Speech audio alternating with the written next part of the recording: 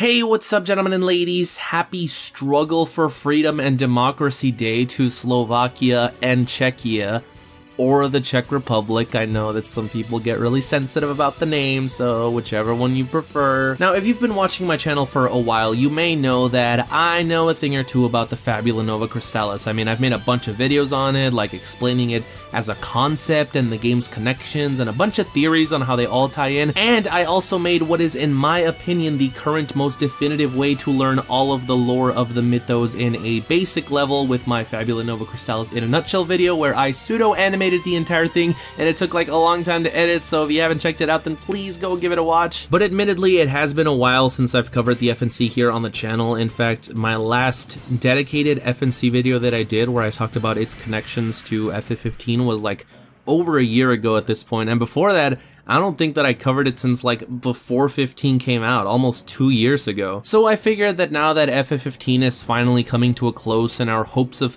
ever getting a sequel to Type 0 went right out the window with Tabata quitting the company, what better time to revisit the FNC than now, just as it's burning down and taking its last breaths.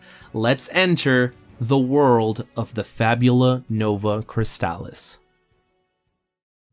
Come with me, and you'll be in a world of pure disappointment.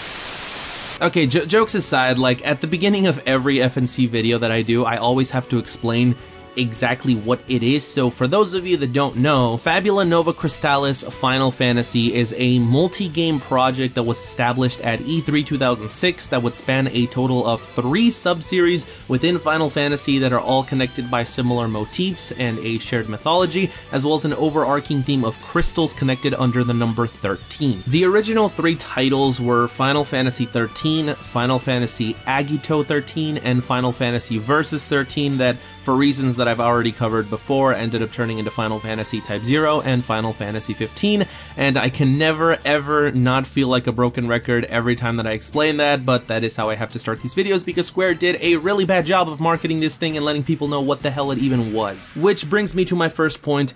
God, did Square really fuck up letting people know about this thing. I mean, they made a huge deal out of it when they announced it at E3, but after that they pretty much never mentioned the entire unit as a whole, as development issues caused the teams to focus more heavily on FF13, and the other 2 were just kind of shoved to the side. FF13 came out, and yeah, the crystals were a big part of it, but there wasn't really much of a connection to the big mythos or anything like that. In fact, at face value, the plot of 13 didn't really have much to do with the mythology at all. These villains are trying to destroy the planet to get the attention of God. That's all there really is to it. I mean, sure, there was a deeper story to that God that they would expand upon in the later 13 games and the other FNC games, but even so, 13 in and of itself felt like a pretty complete experience, all things considered, and I don't really think that it made much sense to expand upon this universe to fit into all these other games. I'm honestly not too sure if they came up with the mythos first and the plot of 13 later, or if it was the other way around, but you'll see this come up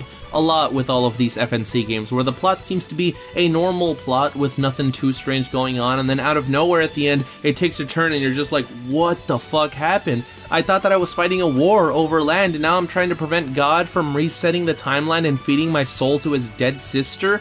What? Which brings me to Final Fantasy Type 0, perhaps the biggest culprit of this quote FNC syndrome. It really seems to me that Tabata had just planned a regular plot for Type 0 about war and this group of characters fighting for their school and their homeland, and then at the last second some higher up came in and said, okay, we finished the mythology, and we're gonna use it for the 13 games, and we want you to find a way to tie it into your story by tomorrow because the game is shipping out. Okay, thanks, bye. Like, Cid wasn't just a military leader from the opposing empire, he actually hated the gods for putting us in an endless cycle of death where all of the nations fight each other and then fail, so we all get wiped out, so our souls go to this gate that the real god is trying to open because the goddess that lives in there looks a little bit like his mother, and he went to sleep and told his other daughter to wake him up if they ever found the gate, which is why she created Eratia.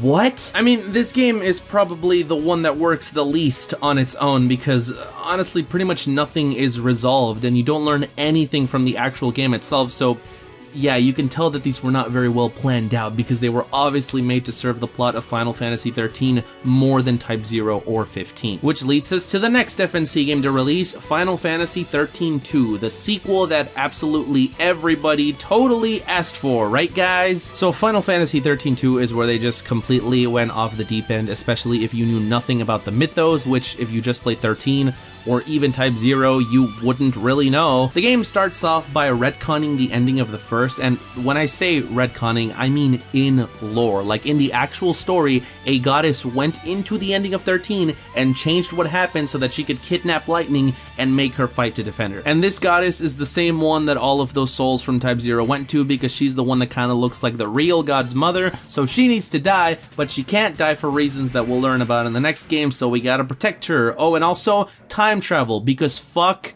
you. At this point, they clearly had a plan for where they wanted to go with the mythos, but it still had not been explained outright to the audience, considering that any relevant hint towards this greater story was tucked away in Type 0, which, did I forget to mention, only came out in Japan. Yeah, so half of your connected mythos story isn't even available to us, and now you're throwing us right into a sequel to a game that not a lot of people liked at the time to begin with, and whose story was pretty self-contained and resolved all things considered, only to retcon the ending, take the main character away and replace them with her bitchy little sister, and introduce time travel and paradoxes, only to end with the thing that we spent the entire game trying to protect ending up getting destroyed because of a technicality, and then throwing a literal to be continued on screen as if people were not already fed up with this bullcrap. And as if that wasn't enough, Final Fantasy XIII-2 sold way less and was reviewed way worse than the original FF13.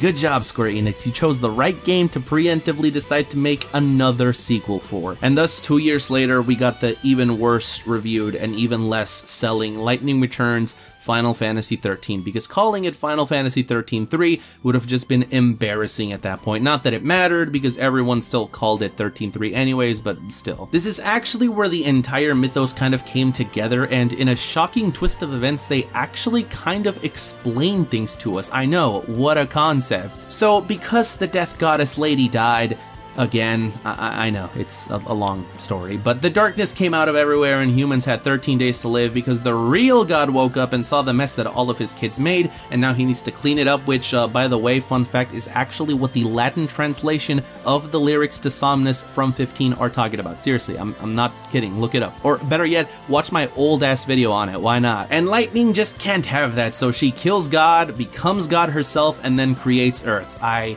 wish I was making that up. We see her at a train station in France. I know it's France because she lands there on the globe, and also the sign behind her is in French, and then she becomes a fashion model for the French company Louis Vuitton.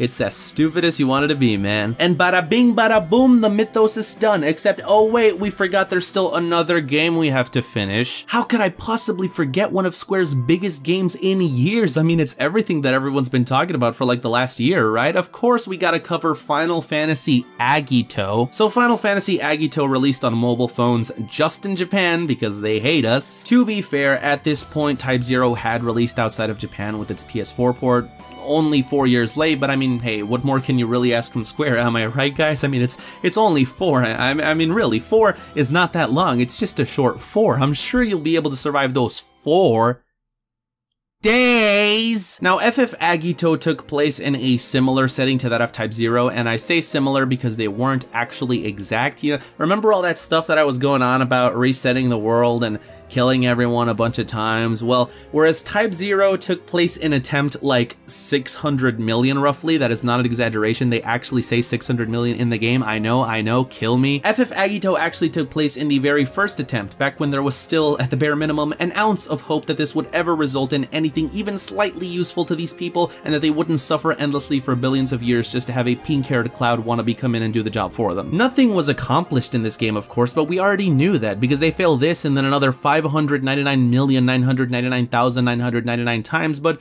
it was fun enough to get to play a Type 0-like game on phones, and whoops, there you go, they shut it down. But apparently they're bringing it back on the PlayStation Vita as Final Fantasy Agito Plus, and whoops, there you go, it got cancelled before it even came out. What's that? They're releasing a reborn version on phones called Final Fantasy Type 0 Online? Well, maybe it'll be fun, and whoops, spoke too soon, it got cancelled as well. And now we're getting it as Final Fantasy Awakening, which hey, would you look at that, it actually came out. But not in North America or Europe. It's out in Taiwan, Macau, Indonesia, Singapore, Malaysia, and last I checked, Australia and New Zealand. But if you don't live in any of those places, you know, like most Final Fantasy fans do not, then I guess you're shit out of luck, buddy. And then there was the blue-headed stepchild of the FNC, Final Fantasy XV, and I actually still remember back in the day having all of these debates with people about whether or not 15 would end up being connected to the FNC, and in the end, the answer was kinda, but not really for the most part. It is about as connected as the original 13 was, that is to say not a lot, but you can still see many connections to it, like the chaos from Etro's Gate being represented by the Star Scourge, and Arden acting kinda like a lessee to the gods, and the demons being essentially renamed versions of Seath. Heck, in the Japanese version, they didn't even have a different name. Both of them were called Shigai in 13 and 15. Not to mention that the last official statement that we got on the matter from Square was from Tabata in the game's official Ultimania, where he said that it was indeed still connected to the FNC, albeit very loosely, with the whole, look at that guys, the lady on the logo was actually secretly Luna the entire time. Well then what about this Genesis artwork? Why does she have wings? Oh, it's all symbolic, you see, it's supposed to represent her as the powerful oracle that she is. Okay, then tell me, why is it that even though her only power as an oracle is to speak to the gods, who are these greater incomprehensible deities, she's still placed at the top of the image above Ramu, Titan, Shiva, Ifrit, Leviathan, and all of the Lucii? Look man, I know that it makes no sense, just fucking let me have this, okay? And like we all know, Final Fantasy XV ended up having like 1.5 trillion different spin-offs, side games, movies, anime, DLC episodes, expansions, mobile games, and all that crap, none of which really had anything to do with the FNC, really at all. I mean, maybe when episode Arden comes out, we'll get a bit, since it is about, you know, well, obviously Arden, who himself is one of the bigger connections to the mythos, but outside of that, I doubt that 15 will be all that connected, if I'm being honest. And as I'm sure you all heard, recently Final Fantasy XV and Type 0 director Hajime Tabata left Square Enix, and with him went any hopes of getting an actual sequel to Type 0. Now, for those of you that didn't know, Type 0 HD on the PS4 had a secret cutscene that was included with the ending that was not in the original PSP release, and not long after this came out, they showed off some artwork that most people assumed was like for Final Fantasy Type 1, or Type Next as they started to call it. However, Tabata did mention in the past that he was working on a game before he got moved to direct FF15, but we'll never really know what that game he was working on was, since following FF15, he moved to Luminous Productions, probably tired from directing such a huge game for the company, and then he ended up leaving afterwards. And with FF15 ending its run with 3 cancelled DLC episodes, I think they pretty much milked every last cent of it that they could, FF13 having a pretty definitive ending and admittedly still not the best reputation, especially not among more casual fans, and Type 0 pretty much losing hope of ever getting a real sequel, I think it's pretty safe to say that come next year, the Fabula Nova Crystallis is basically dead. It's such a shame to see it go like this, I'm not gonna lie. You know, as someone who was pretty invested in the entire mythos and the plan that they had announced like all the way back in 2006, like 13 years ago.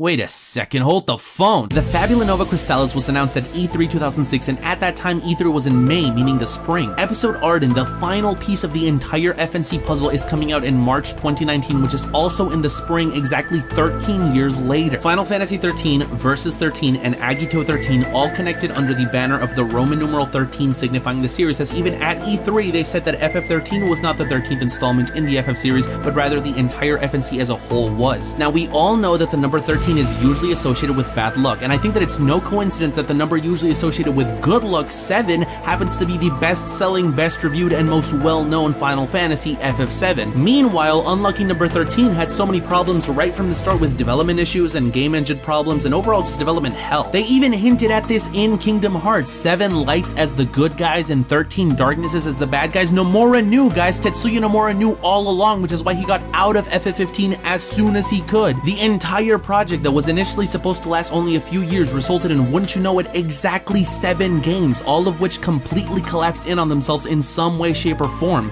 and it ended exactly 13 years after it began.